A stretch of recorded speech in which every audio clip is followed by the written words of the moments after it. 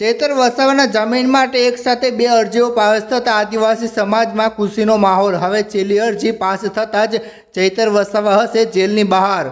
મિત્રો, ચૈતર વસાવાના કેસને લઈને અત્યાર સુધીના સૌથી મોટા અપડેટ સામે આવી રહ્યા છે અને મિત્રો આ વખતે અપડેટ સીધા ચૈતર વસાવા સાથે જોડાયેલા છે। અત્યાર સુધી જ્યારે સજા પડી ત્યારથી લઈને અત્યાર સુધી માત્ર 6 આરોપીઓ સાથે અપડેટ મળી રહ્યા હતા, જેમાં શકુંતલા વસાવા અને અન્ય ખેડૂત સહ આરોપીને જામીન મળ્યા હોવાના સમાચાર સામે આવ્યા હતા। પરંતુ આજના વિડીયોમાં આપણે આ કેસના અત્યાર સુધીના સૌથી મોટા અને મહત્વપૂર્ણ અપડેટ વિશે વાત કરવા જઈ રહ્યા છીએ, જે તમે હજી સુધી ક્યાંય સાંભળ્યા નહીં હોય, તેથી ધ્યાનથી આ વિડીયો અંત સુધી જરૂર જુઓ। મિત્રો, જ્યારથી ચૈતર વસાવાને સજા થઈ ત્યારથી એક મોટો સવાલ તેમના સમર્થકોને સતત મૂંઝવી રહ્યો છે કે ચૈતર વસાવાને જામીન માટેની તેમની સજા પર રોક માટે હાઈકોર્ટમાં અરજી કેમ ફાઇલ થતી નથી રહી।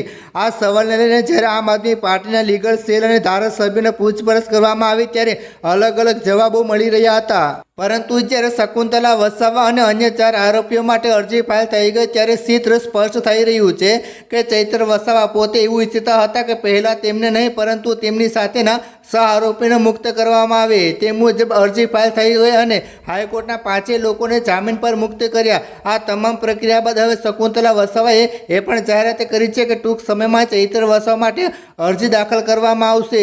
આજના સૌથી અપડેટ એ છે કે અંતે ચૈતર વસાવા માટે હાઈકોર્ટમાં 2 અલગ અલગ અરજીઓ ફાઇલ થઈ ચૂકી છે। એટલું જ નહીં, આ કેસના અન્ય આરોપીઓ જેમ કે જીતેન્દ્ર વસાવા અને વધુ એક આરોપી માટે પણ અરજીઓ દાખલ થઈ ચૂકી છે। કાનૂની વિશેષજ્ઞો પાસેથી મળેલી જાણકારી મુજબ અત્યાર સુધી જીતેન્દ્ર વસાવાની અપીલ હાઈકોર્ટ દ્વારા એડમિટ કરવામાં આવી છે, જ્યારે ચૈતર વસાવાની અરજી પર ટૂંક સમયમાં એડમિટ થવાની પૂરેપૂરી સંભાવના છે।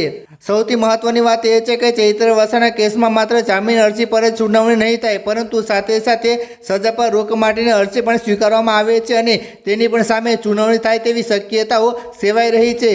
આ કાનૂની પ્રક્રિયા ચૈતર વસાવાના ધારાસભ્ય પદ માટે અત્યંત નિર્ણાયક સાબિત થવાની છે। નિયમ સ્પષ્ટ છે કે જો કોઈ ધારાસભ્ય 2 વર્ષ કે તેથી વધુની સજા થાય તો તેમનું ધારાસભ્ય પદ આપોઆપ રદ થઈ શકે છે। હાલમાં ચૈતર વસાવાનું ધારાસભ્ય પદ જોખમમાં છે અને તે હાઈકોર્ટના આગામી નિર્ણય પર પૂરેપૂરું ટકેલું છે।